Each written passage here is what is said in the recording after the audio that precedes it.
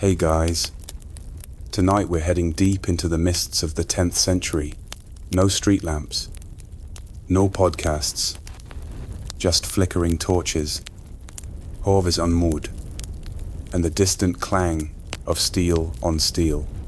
You're about to step into the boots of John S3X, a name that sounds like a sneeze, but echoes like a war cry across Byzantine history.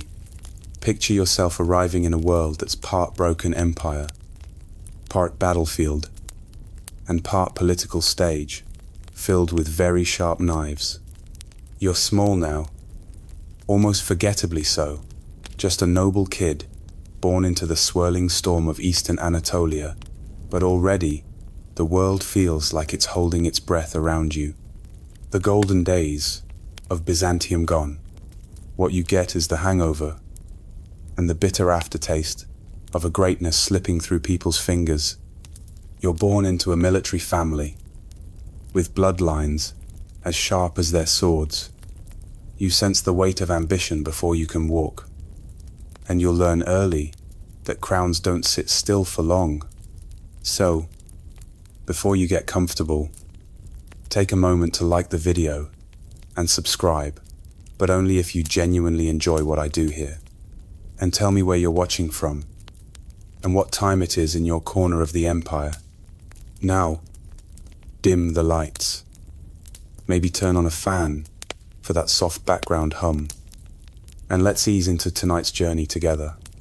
Your early days aren't spent lounging in silk sheets in Constantinople. No, you're born far from the glittering mosaics and golden domes in the harsh Anatolian frontier, where horses outnumber poets, and most diplomacy happens with spears. You grow up in a place where people speak 3 languages and trust none. Your family, the Kulkuas clan, has roots so deep in the military elite that your lullabies are probably sung in Latin and shouted over the clatter of armor. From the very beginning, your education isn't about prayer books and polite court etiquette. It's about surviving frostbitten mountain passes and understanding that a delayed supply chain means death, not a late delivery. You're thrust into a world where the eastern frontier pulses with danger. The Abbasids and Hamdanids don't just lurk beyond the horizon. They raid, they scheme, they adapt, and so must you.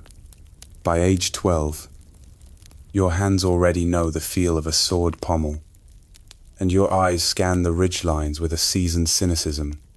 Your uncles teach you warfare the way other children are taught, table manners.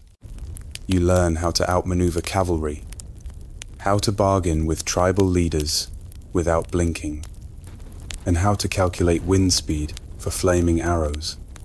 You're small, but wiry. That's the first thing everyone says. You're tiny, like a spearhead. The nickname Tzimiskes might even come from this, possibly Armenian for shorty. Yes, historians still argue whether the name is affectionate or insulting, but no one argues with your swordsmanship.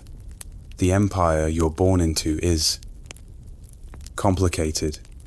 The Macedonian dynasty technically reigns, but the real power sways between military families, eunuch advisors, and the whims of regional governors who act more like kings. You're watching a Game of Thrones that never stops playing. And if you blink, you lose your head. Quite literally. Still, you grow up quietly, sharpening your skills and your instincts. You learn when to speak, when to salute, and most importantly, when to disappear. One of the first big tests comes during a skirmish near the Taurus Mountains. You're barely 15, just supposed to observe, but the ambush hits hard and fast. Your commander falters, and somehow, you're the one rallying a retreat into a defensible gorge. You shout orders you shouldn't be giving. People obey them anyway.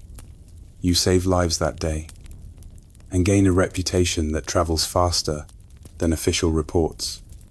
By the time you return to camp, People are already glancing at you with a new kind of respect and wariness. And so, even before you're old enough to grow a proper beard, your name starts slipping into campfire conversations and command tents alike. You're not just another noble's son. You're the one who didn't freeze, who didn't panic, who thinks like a general and moves like a scout. It's intoxicating, this early glow of respect, but it's also dangerous, because in Byzantium, fame is just a fancier way to get assassinated. That's when you start practicing the other half of imperial life subtlety.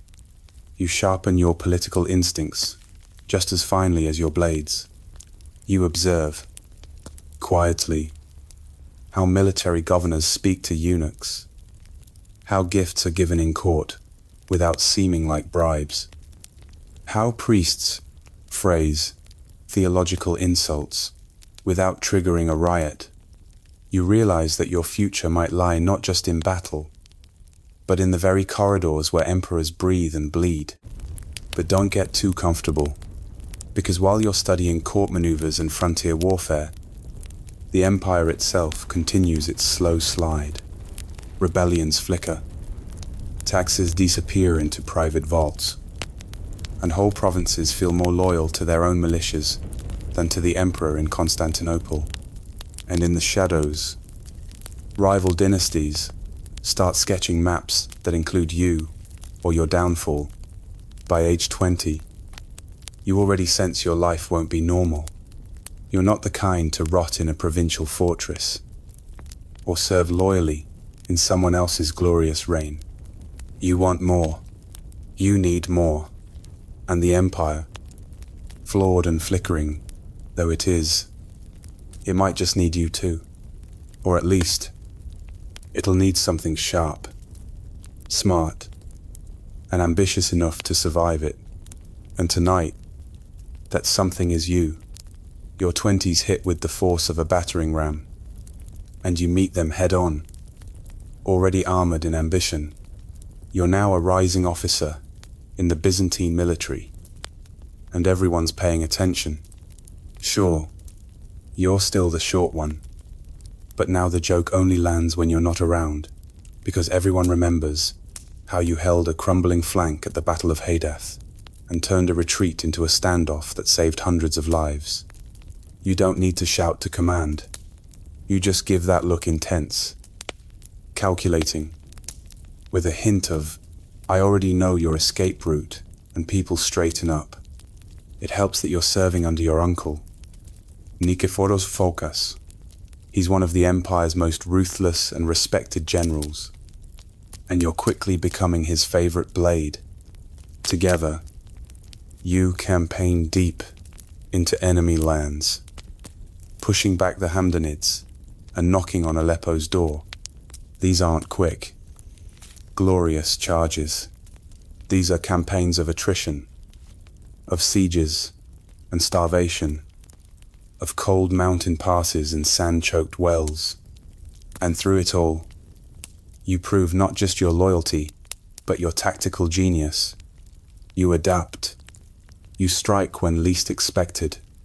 You save your uncle's life during a night ambush. And he never forgets. Of course, in Byzantium, saving someone's life doesn't guarantee they won't later try to ruin yours. But for now, you and Nikephoros are allies, brothers in arms, in all but blood. The army loves you both. You're its future, its edge, its best chance at clawing back some dignity for an empire more used to crumbling than conquering. The victories keep coming. Cities are retaken. Forts are rebuilt.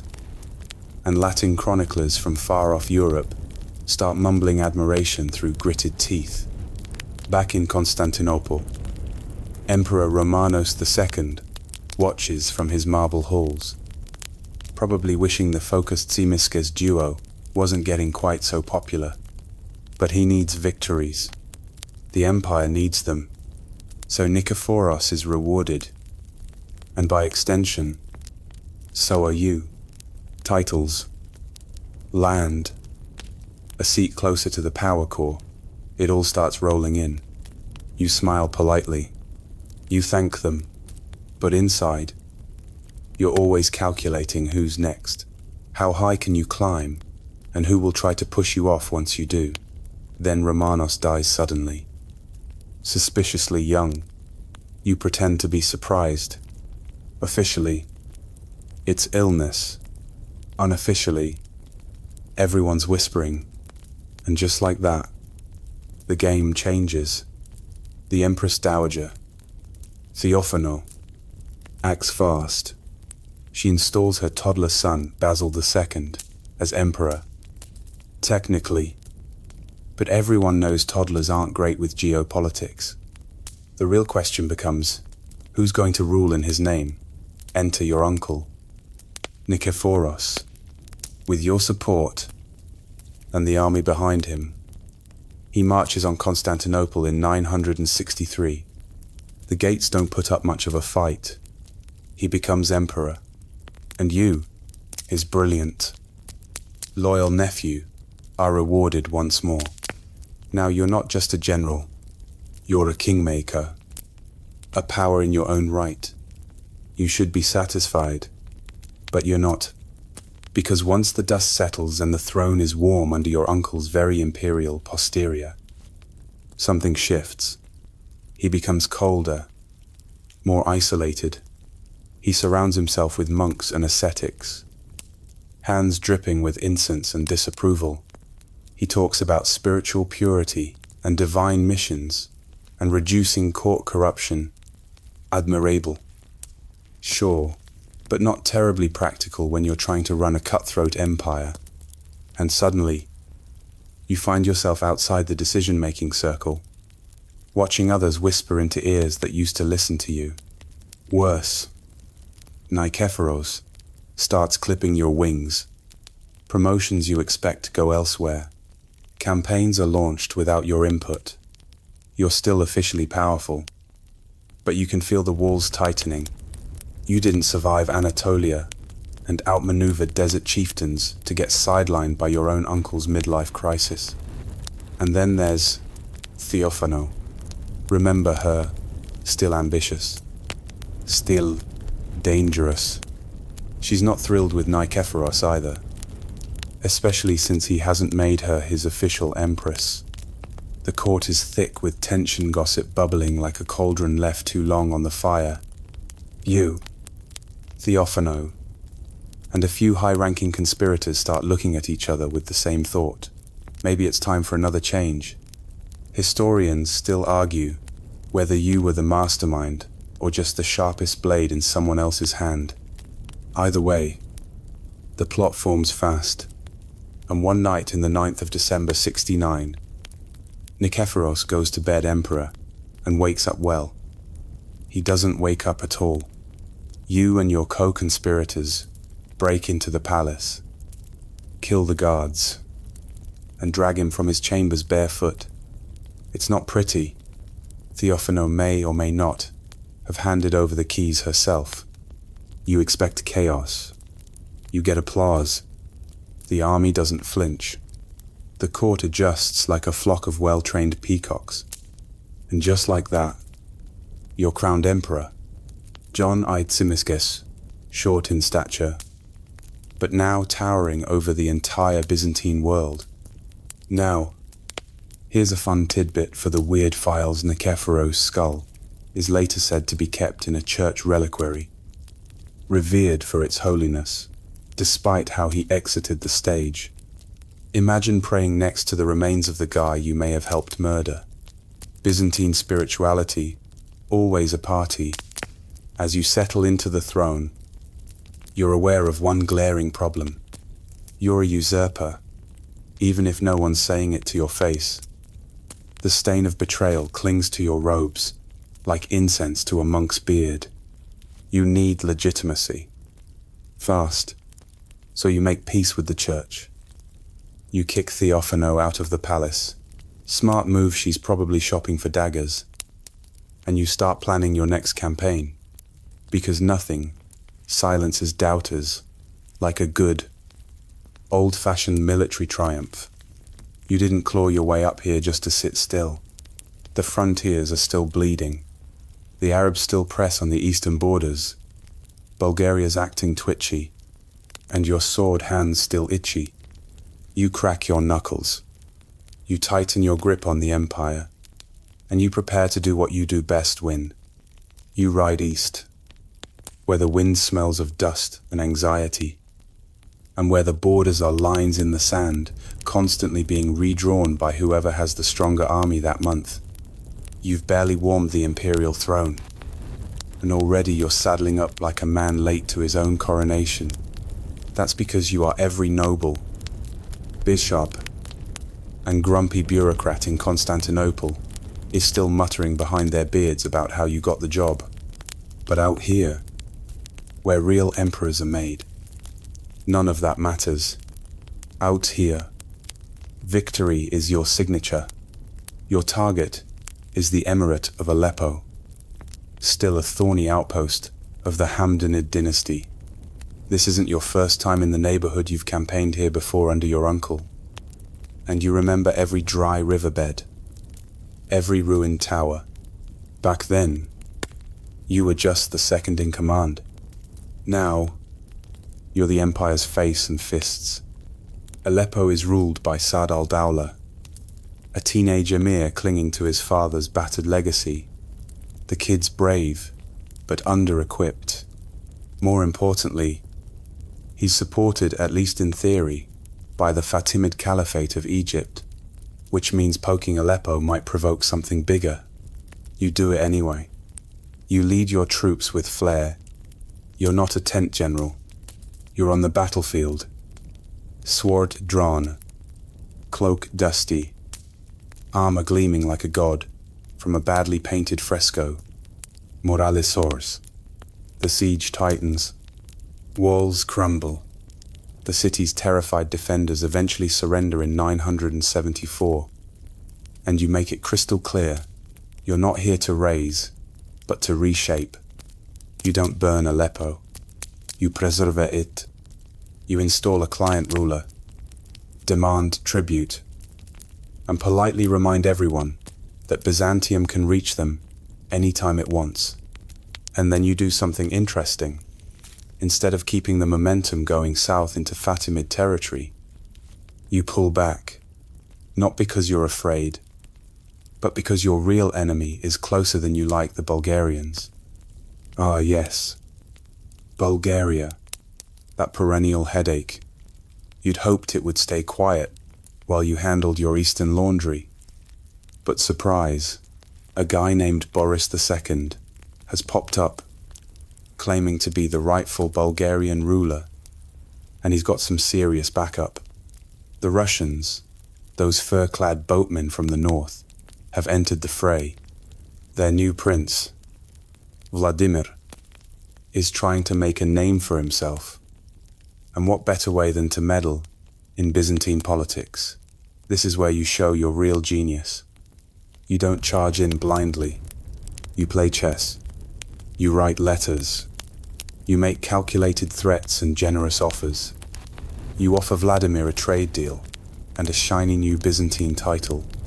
You woo the Slavs, like a man throwing wedding rings at a bachelorette party. Historians still argue whether your diplomacy here was genuine or just a way to buy time. Either way, it works. The Russians back off. Boris II is captured. Bulgaria quiets down for now. And just like that, the eastern border is secured, and the northern theater is in checkmate. You return to Constantinople not just as emperor, but as protector, peacemaker, and victor. Your critics quieta now. Your allies sharpening their smiles, just in case. And the people, they're singing songs about how your horse never stumbles and how your hair smells like incense. Flattery, sure, but you don't hate it. Here's a curious detail lost in the triumphal noise. You spend quite a bit of time reorganizing frontier fortresses. You don't just build new ones, you refurbish the old and forgotten ones. Some of these date back to Roman times, with crumbling Latin inscriptions that no one reads anymore. You make sure they're manned, stocked, and oddly painted, because an empire's strength, you decide, isn't just in how far it stretches, but in how well it holds. And as you settle back into court life, polishing your image like a chalice, you make one final move. You arrange a political marriage. Not for yourself.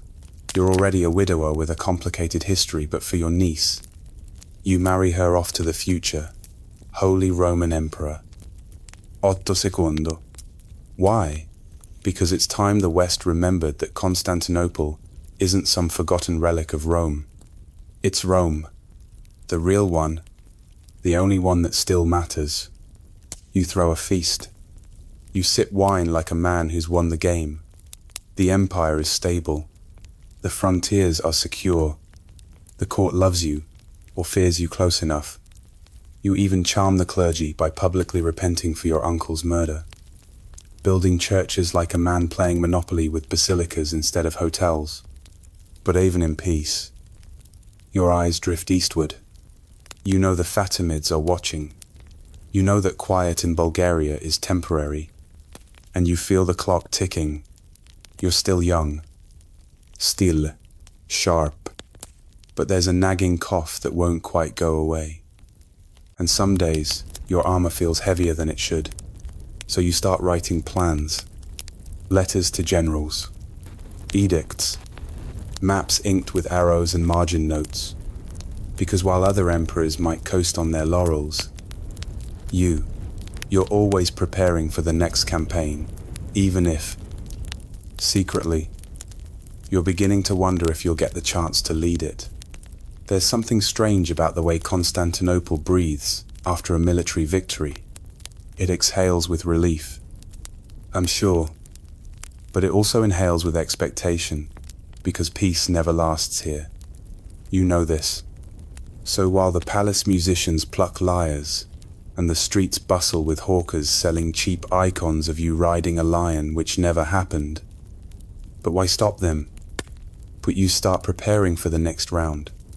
You've secured Aleppo without burning it, tamed Bulgaria with diplomacy that would make a snake jealous, and reminded everyone that Byzantium is not some dusty relic of Rome, but the living empire itself. But you're not here to babysit borders. You want something grander. You want your reign to etch itself into the marble of history. You want conquest. But not just for glory, you also understand the utility of it. Conquest keeps nobles busy, generals loyal, soldiers fed, and the tax base wide enough to avoid raising domestic rates, which everyone hates. So you look east again. The Fatimid Caliphate in Egypt is ambitious, well-funded, and annoyingly energetic. Their propaganda machine is slick. Their armies are disciplined, and their eyes are on Syria, the Levant, maybe even parts of Armenia. If they succeed, Byzantium loses control over ancient Christian strongholds, trade routes, and credibility. That last one's the most dangerous. So, you hatch a plan. It starts in the mountains. In 975, you launch one of the boldest campaigns of your reign. You're not just raiding, you're crafting a message. You lead your army out of Antioch, hugging the Orontes River, weaving through ravines and valleys like a silk thread through needlework. The goal, a lightning, strike deep into Fatimid territory, Lebanon, Palestine, all the way to Caesarea. You're not trying to hold ground. Not yet. You're showing them you can reach anything they care about. You're thumbing your nose at an enemy who's thousands of miles from your capital, but suddenly feels very close. Your troops march fast, too fast, for comfort. Really, there's not much in the way of food or local support. so your supply lines are stretched tighter than a eunuch's patience. But you've trained these men well. They're lean, experienced, and motivated. You've handpicked many of them, cavalry units that can strike, disappear, and strike again before the enemy can even grab their boots. And your gamble works. City after city falls into your hands, not permanently, but long enough for the Byzantines to loot state treasuries, desecraci, propaganda statues, and plant the imperial standard on the citadel walls for at least one very photogenic afternoon. You reach Sidon, then Beirut, then Nazareth. Your soldiers kneel at shrines. Locals peek out from behind, clay walls, in awe.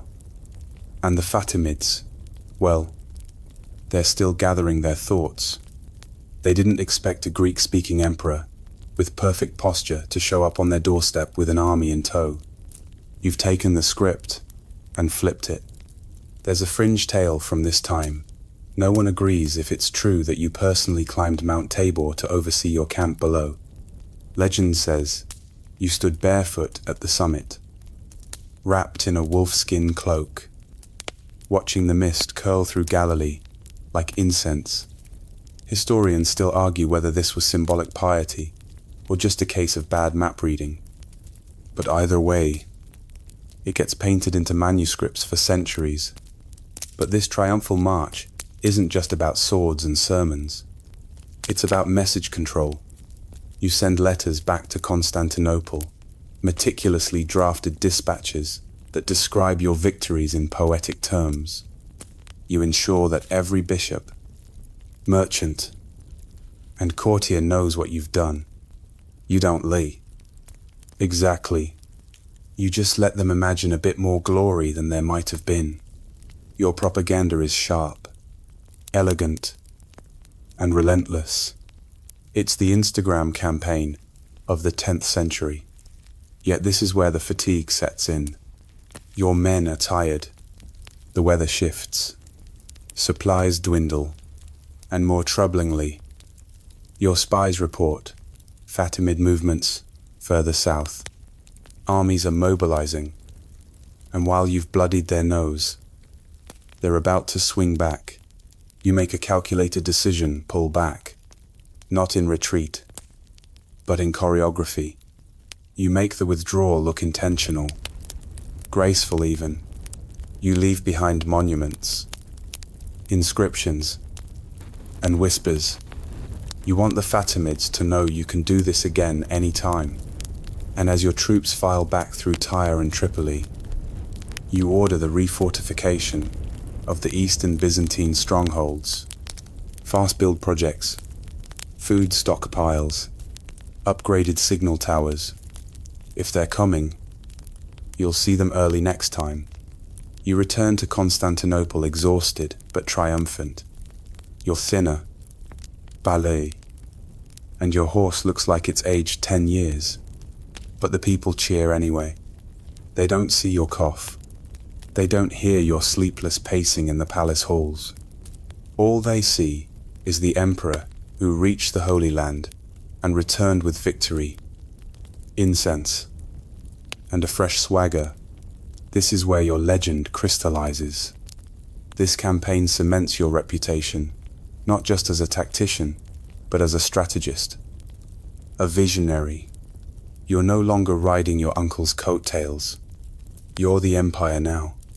But back at court, the mood is shifting. Your inner circle is watching you more closely. Some fear you've overreached. Others wonder if you're slowing down. The eunuchs whisper in corridors. The patriarch raises an eyebrow too often. And you begin to notice the fine print in every alliance you sign. Even so, you press on. The border garrisons are reinforced. The tax flow is steady. And the people bless their gossiping. Icon-kissing, hearts still love you. For now, you awake to a city on edge. Constantinople's grand domes and glittering mosaics shimmer under a cold dawn. But beneath the beauty, there's a shadow creeping, an empire stretched too thin. Watching the Persian border with wary eyes, the Sassanids, your old foes, have not forgotten. Their banners wave like thunderclouds on the horizon, a dark promise that trouble is brewing. You pace the marble halls of the great palace, wrapped in a teal silk cloak embroidered with gold thread, your mind weaving through intelligence reports like a spider spinning a web. The Sassanid army is gathering, stronger and more restless than it's been in decades. Their swift cavalry patrols the Mesopotamian plains, their fire-wielding war machines rumbling like distant thunder. This is no mere border skirmish. It's a looming storm. Your generals urge caution, their faces drawn and pale. Supply lines to the eastern provinces are precarious. Winter approaches, and with it, famine and disease. You think of the farmers in Cappadocia, already freezing in their mud brick homes, and the merchant caravans struggling through snow and mud. The empire's resources are draining faster than you can replenish them. But hesitation isn't your style. You summon your council, a motley crew of seasoned commanders, sharp-eyed diplomats, and pious bishops who argue over doctrine, even as Persia's shadow darkens the city walls. You hear their debates over religious orthodoxy, military strategy, and the empire's future reminders that Byzantium's fragility isn't just from foreign threats but from internal fractures. The chill in the air thickens as you order the city gates bolstered and the walls manned. Citizens stockpile food, while young recruits clatter armor and polish weapons in the courtyards. You feel the weight of their hopes and fears settling heavy on your shoulders. At night, you find brief respite walking the ramparts under the stars, listening to the faint clang of blacksmiths forging spearheads and the distant prayers echoing from Hagia Sophia's vast dome. You recall a curious fact. Historians still argue whether your nightly vigils were acts of genuine devotion or clever theatre designed to inspire a wary populace. Then comes the whispered news. A Sassanid envoy appears at the city gates, bearing a message of parley, or is it a veiled threat? The choice, as always, is yours. War or wary diplomacy. You bite back a smirk, thinking in Byzantium, peace is just war. Pause between whispers. You stand amid the biting cold of Constantinople's winter, the city wrapped in frost and fear. The once vibrant streets now bustle, with desperate whispers as famine tightens its cruel grip. The granaries, once overflowing, are now bare shelves and empty barrels. Smoke curls from the stone chimneys, but warmth is scarce, wood is precious, and the long nights stretch endlessly like a shroud. In the palace kitchens, cooks labor of a dwindling supplice, turning humble barley into thick porridge, while noble tables grow silent, the usual clatter replaced by grim silence. You watch children with hollow eyes clutching stale bread, their cheeks flushed red with cold and hunger. It's a bitter reminder the empire's might is no shield against winter's cruelty. Outside the city walls, rumors swirl like snowflakes, enemy spies prowling in disguise, traitors plotting beneath the flickering street lamps, and priests preaching that the famine is divine punishment for sins long ignored. Your advisors are divided. Some counsel patience. Others demand swift action to rally the city's spirit before despair crushes it completely. In a rare moment of levity, a jester, dressed in russet and saffron, prances through the halls, juggling wooden balls painted like miniature globes, a grim joke on the empire's fractured world. You chuckle despite yourself, thinking how, even in the darkest winters, Byzantium finds a way to mock its fate. You recall a quirky tidbit from scholars. Some say that during famines, Constantinople's citizens would wear crocodile dung on their skin, believing it protected against disease, a practice that historians still debate with raised eyebrows and dubious glances.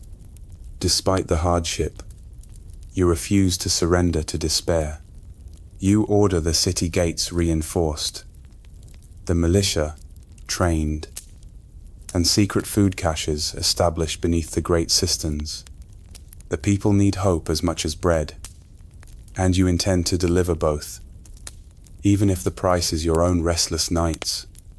As the cold wind howls past the battlements, you wrap your cloak tighter and steel yourself, because winter in Constantinople is not just a season, but a crucible that will test the empire's soul. You gather in a dimly lit war room, maps spread across a heavy oak table, scarred by years of strategy and scheming. The faces around you are worn battle-hardened generals, with graying beards, hesitant nobles, clutching prayer beads, and a few reluctant allies whose loyalty feels as fragile as parchment.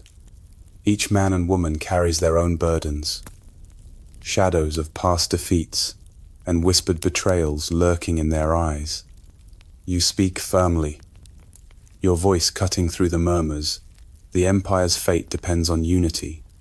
Fractured forces will only hasten our fall.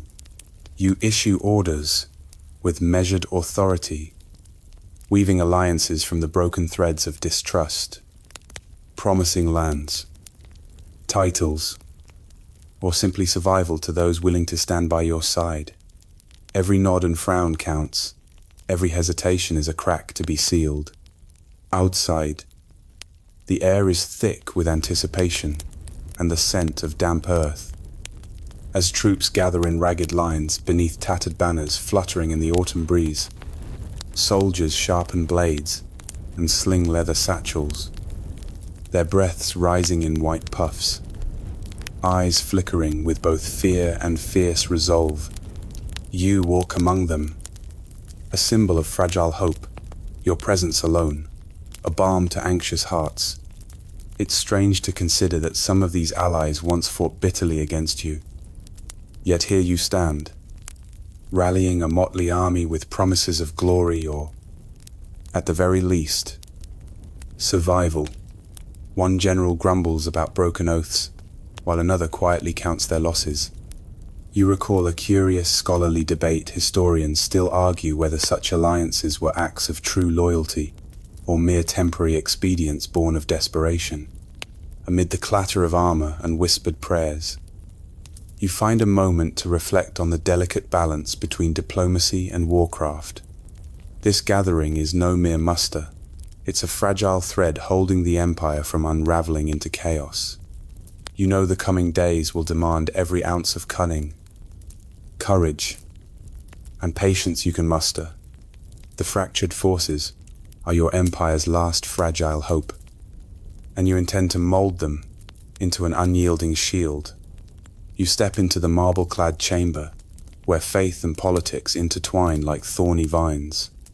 The air hums with whispered prayers and heated debates. Stained glass windows casting fragmented rainbows on the solemn faces gathered within. Bishops in indigo robes clutch gilded crosses, while scribes hurriedly copy theological treatises, their quills scratching like restless spiders on parchment. The empire's religious fault lines are wider than ever, threatening to split not just your realm, but the hearts of your people.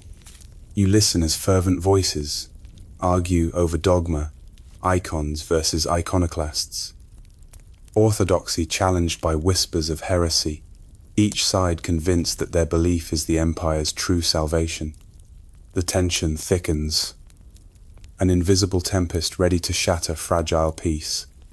You carefully navigate this minefield, aware that one wrong word could ignite a conflagration far deadlier than any sword. The weight of divine approval presses on your shoulders as heavily as the crown. You recall a fringe scholar's theory that your own faith might have been shaped as much by politics as piety, a reminder that history's truth often lies tangled in power and belief. Outside, the city bells toll mournfully, echoing through narrow streets dusted with early snowflakes. A chill creeping into bones and spirits alike. You think of the ordinary folk bakers kneading dough, children clutching wooden crosses, caught between the lofty disputes that could decide their salvation or ruin. Amid the gilded icons and embroidered vestments, you remind yourself that your role is to hold the empire together, not just by sword, but through faith. Theological debates swirl like autumn leaves, unpredictable and sharp, but you must steer through them with steady hands and a measured heart. The fate of Byzantium's soul hangs in the balance, and you are its reluctant guardian. You lead your weary troops beyond the city's mighty walls, the sun dipping low over Asia Minor's rugged hills, casting long shadows that stretch like silent sentinels behind you.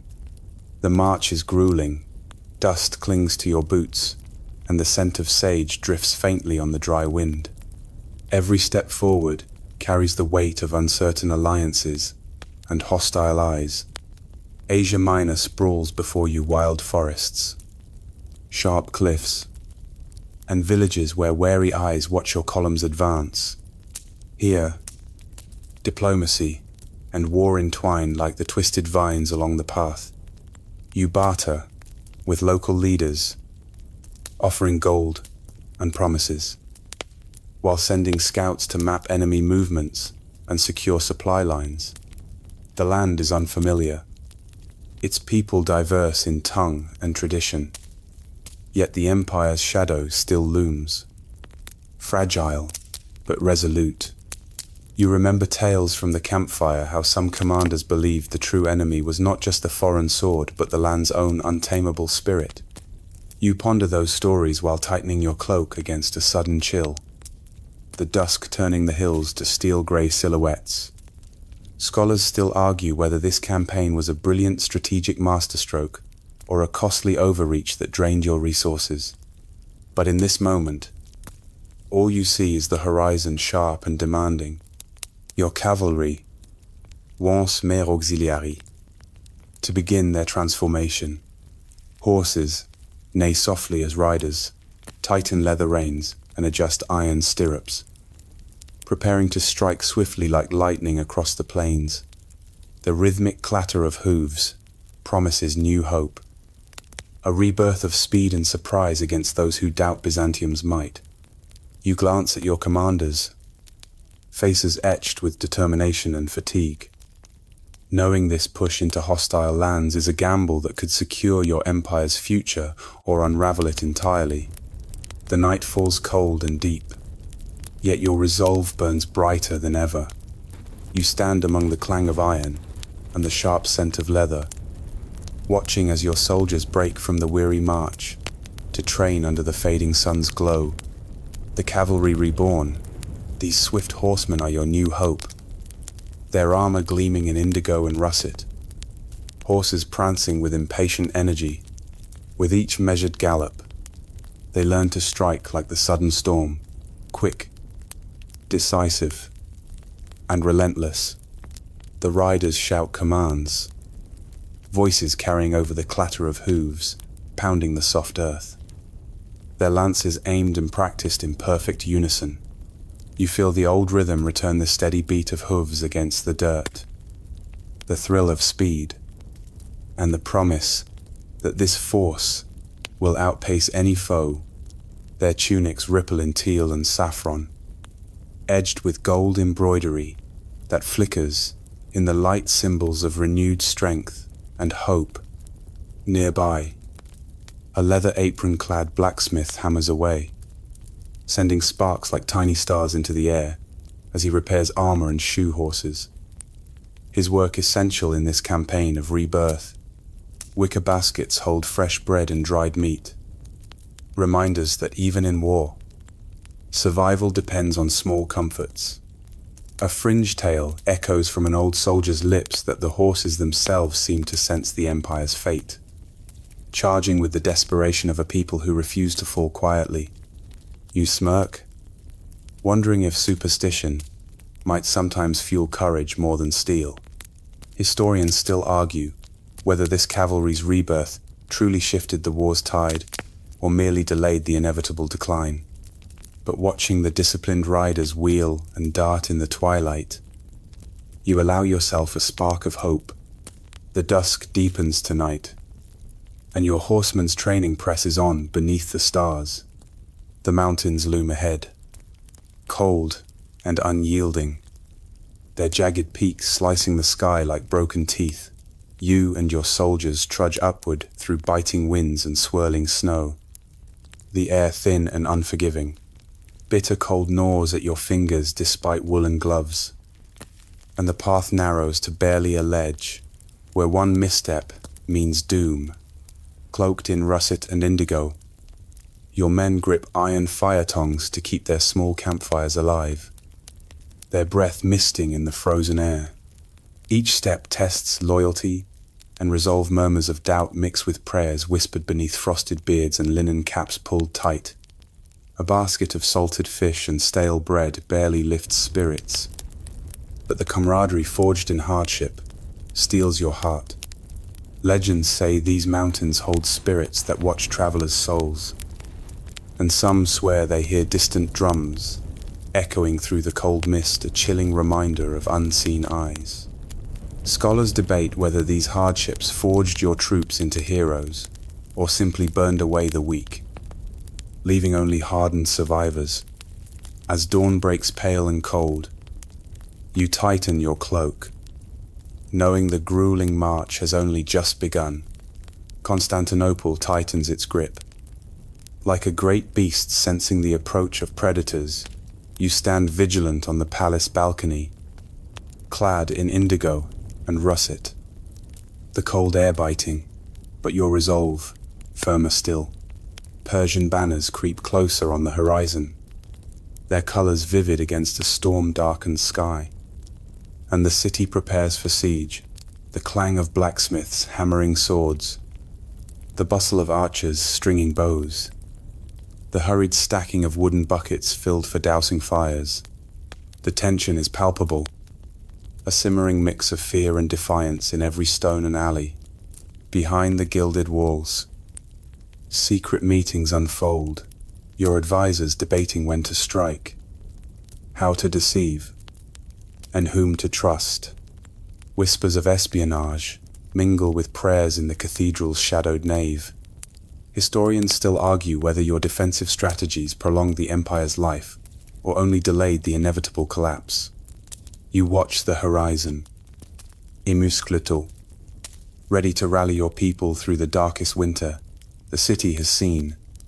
Under flickering candlelight in a chamber, lined with tapestries dyed saffron and teal, you pore over maps and coded letters, plotting secret stratagems to outwit the encroaching Persian threat.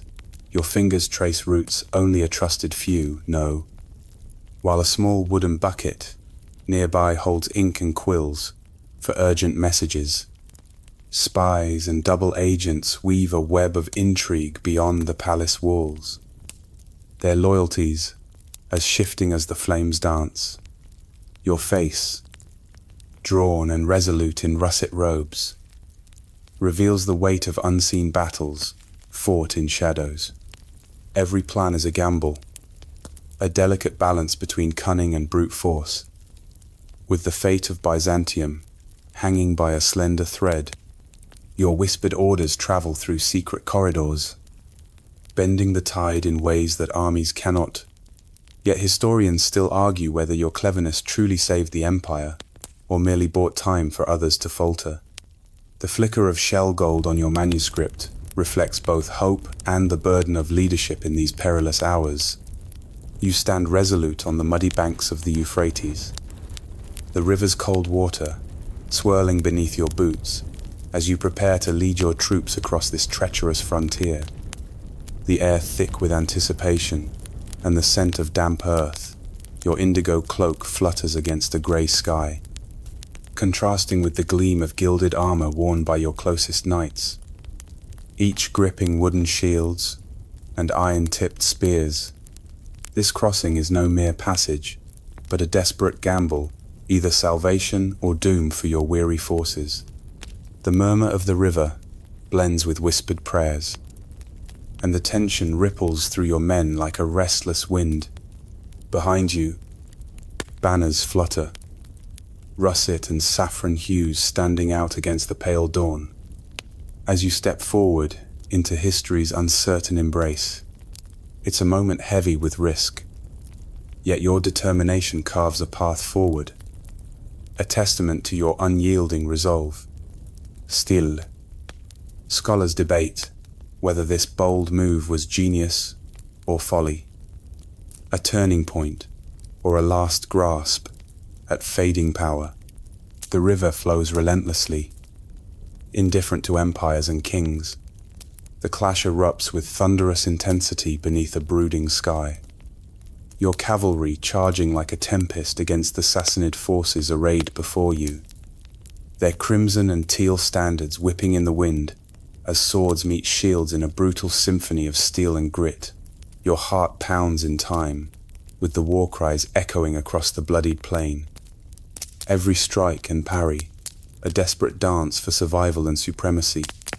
Amid the chaos, you spot the Persian king, his golden helm gleaming, commanding his troops with fierce authority. And you know this battle will decide more than just territory. It will shape the empire's fate. Your lance shatters on impact, and the taste of dust fills your mouth.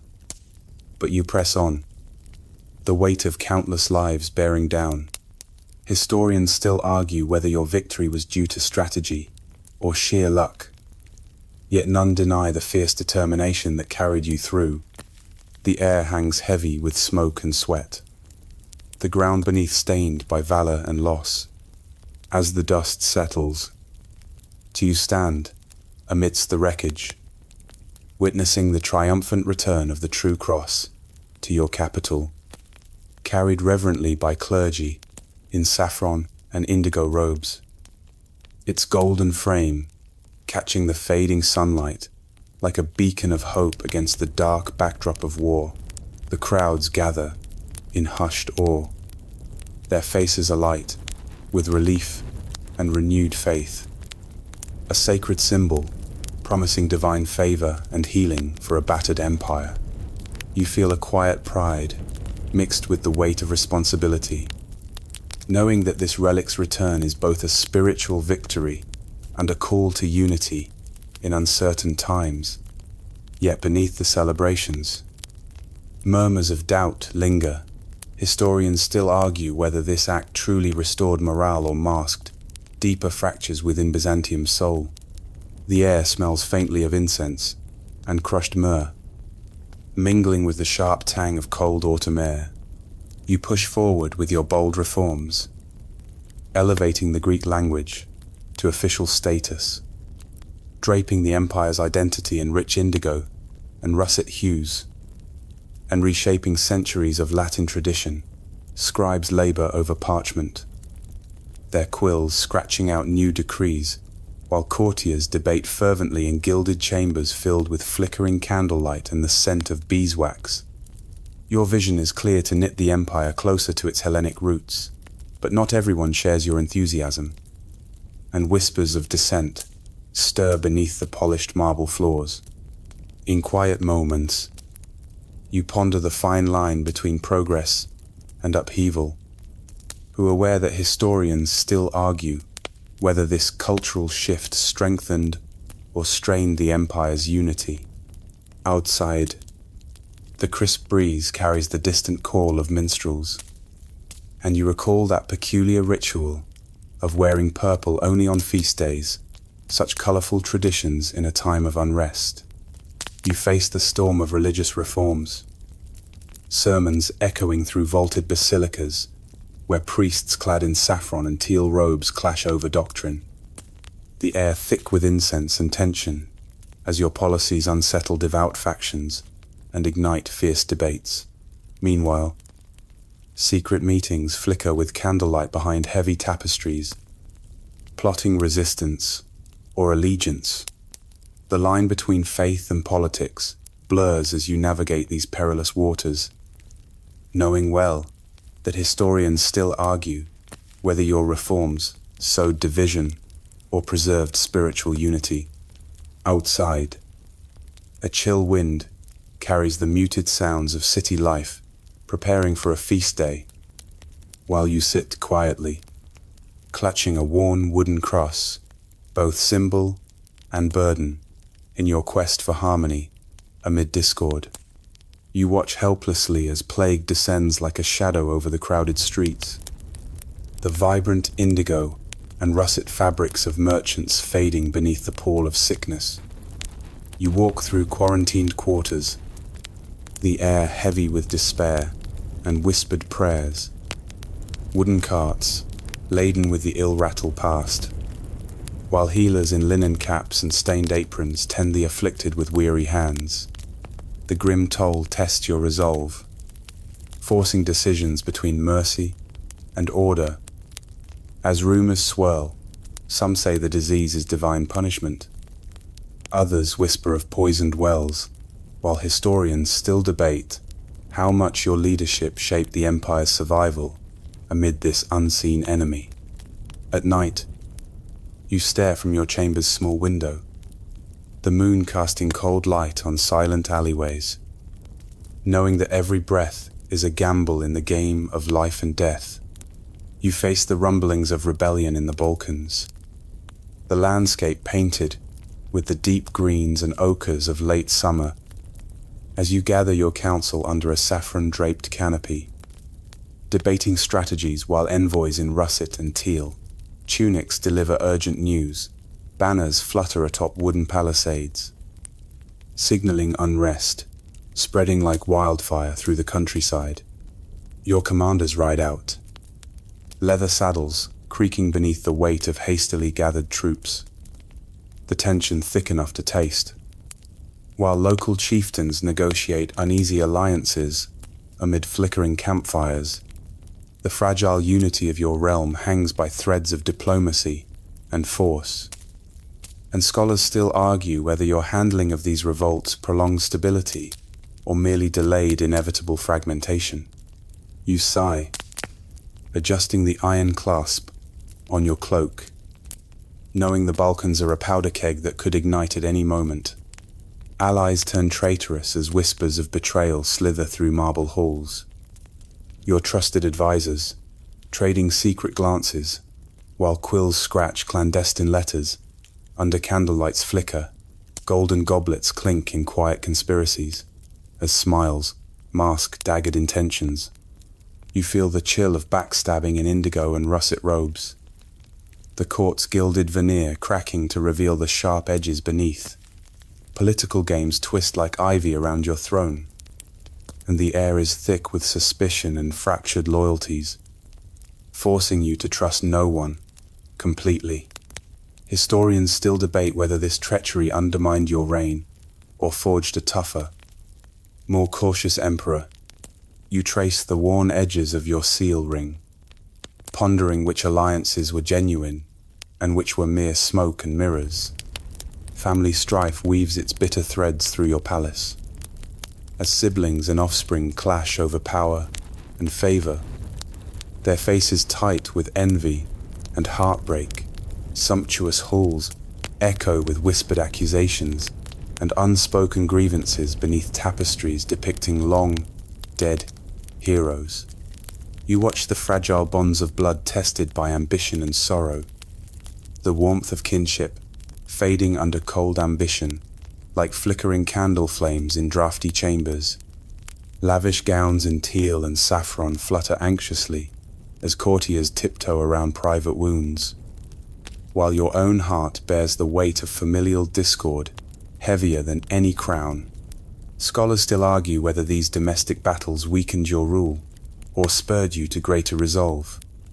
In quiet moments, you clutch a worn locket, reminding yourself that even emperors are not immune to the fractures of family. New eastern threats loom ominously as swift Arab horsemen surge across desert dunes, their banners fluttering like dark flames against the ochre sky. You adjust your strategies amid maps inked with shifting borders and fragile alliances. Dust swirls through your war camp, where armored soldiers sharpen swords and whisper tales of recent skirmishes. The scent of leather and sweat thick in the air. You balance desperation and determination, aware that the Empire's heart beats in delicate rhythm between survival and collapse. While traders speak of strange new caravans, bringing unfamiliar goods and news, historians still argue whether these rising powers hastened Byzantium's fall or forged a necessary transformation. You tighten your grip on the reins of command, knowing every decision could tilt the balance of centuries.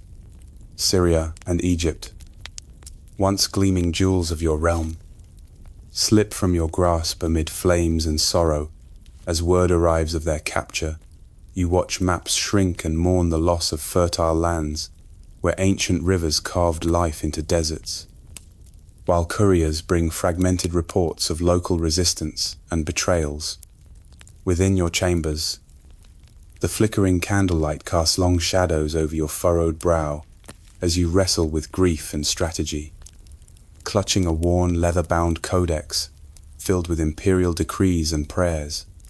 Outside, distant thunder rolls ominous, like the Empire's fading heartbeat, while advisors debate whether these provinces' fall marks irreversible decline or a painful but vital shedding of imperial overreach. You breathe in the heavy scent of incense and dust, steeling yourself for the harsh winters and harder days ahead. Alexandria, city of scholars and merchants, finds itself besieged under a relentless sun. Its famed library shadows long since vanished, but its spirit unyielding. You feel the weight of history pressing down as news reaches you, of walls breached and desperate citizens clutching to faith and hope amid smoke and ruin. The Mediterranean breeze carrying salt and sorrow. In your strategy room, a tapestry of gold and indigo depicts past glories, now a stark contrast to present chaos. While you consult with generals who speak in measured tones about reinforcements and the limits of Empire's reach, the clash of steel and cries echo in your mind. A grim reminder that holding this key city could turn the tide or hasten the Empire's unraveling. And historians still argue whether this moment sealed fate or delayed the inevitable. Final campaigns stretch before you, like a long, weary road. The Empire's battered banners fluttering faintly in the wind as you marshal remaining forces with grim determination, balancing dwindling resources and fraying loyalties. Your cloak, Diederich Saffron, brushes against the dusty war maps spread on a wooden table, while outside, the horizon smokes with distant fires and the restless murmurs of soldiers. You trace the lines of advance and retreat, knowing every decision weighs heavy, feeling the cold bite of uncertainty as you push to hold shattered lands together. And even in this twilight, a spark of hope flickers, though historians still debate whether these final struggles were heroic salvation or a slow surrender. Legacy debated in quiet chambers and bustling marketplaces alike. Your name whispered with both reverence and reproach as scholars and commoners wrestle over whether you saved Byzantium from ruin or merely delayed its inevitable fall. While your portrait, painted in deep indigo and gold leaf, hangs among imperial ancestors, your eyes capturing the fierce resolve and weary burden that defined your reign. Tales circulate of your bold decisions and personal flaws, sparking endless conversations by hearth fires and in learned halls. And though centuries have passed, the true measure of your impact remains a lively mystery. As your strength wanes and twilight deepens over the Empire, You retreat into reflective solitude within the marble halls of Constantinople's great palace. The flicker of candlelight casting long shadows on walls adorned with intricate mosaics of saints and emperors, you contemplate the heavy toll of endless wars and betrayals, feeling the quiet ache of a life spent defending a fading glory. While outside, the city's murmurs grow softer under the cool night sky. And despite the encroaching darkness, a stubborn ember of hope glimmers faintly in your heart. Even as your hands tremble with the weight of years and regret, in the gentle dawn of your final days, you watch the city stir beneath soft gold and rosy skies, the ancient walls holding memories of triumph and loss alike. Your gaze drifts over the bustling streets where new generations prepare for battles you may never see.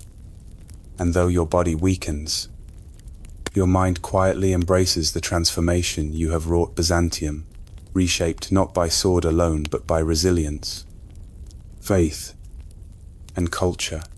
As the distant bells toll, you whisper a bittersweet farewell to an empire that has been both your burden and your legacy, surrendering your reign with a serene hope that from these ashes, a new dawn will rise.